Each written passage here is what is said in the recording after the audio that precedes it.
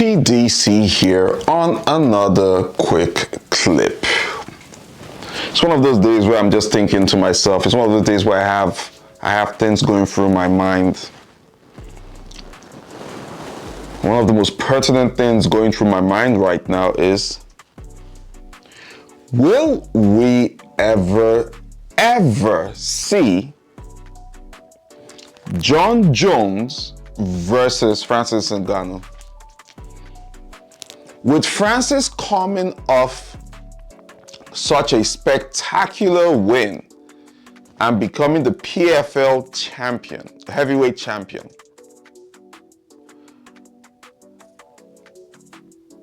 there's been this resurgence of the casual interest in that fight. I reckon that the interest for that fight is going to be a lot more come next month when Jon Jones, well, if Jon Jones walks through Stipe Miocic. If Jon Jones successfully puts Stipe out and makes it look easy, the conversation will most likely be, the dominant conversation about heavyweights in mixed martial arts will most likely be Francis Ngannou versus Jon Jones for the ultimate baddest dude on the planet. Nobody's going to talk about Aspinall. Nobody is going to remember to talk about Tom Aspinall if Jon Jones walks through Stipe. So that gets my hopes up, right? Wrong. Guys, I need you to make peace with the fact that this will never happen.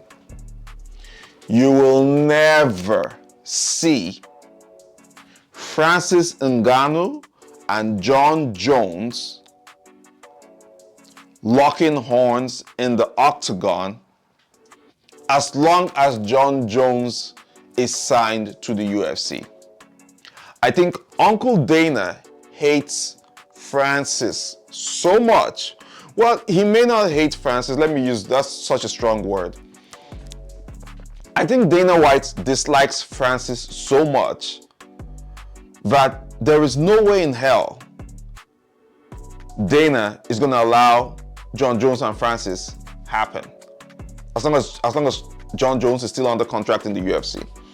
I think Dana will probably even disregard the financial implications of such a fight, right? And this is where sometimes you gotta admire, you gotta look beyond the aesthetics. You gotta look beyond the petty stuff and think about the business aspect. And this is why I talked about in the previous video, I talked about Vince McMahon Jr. of the WWE, and how Vince McMahon, as a businessman, he always brought people together that can help him grow the business even when he disagreed with them. And I'm talking about enemies. This guy has worked with people who sued him in the past. He's worked with people who were his rivals and enemies. He's worked with people who supposedly were supposed to be loyal and betrayed him. A lot of people. And he still brought them back. He disregarded all that shit when it came to growing or making money. I wish sometimes Dana had that. I wish sometimes Dana could look beyond, completely beyond how he felt about certain people and his dislike or grudge for certain people, and just give the fans what they want.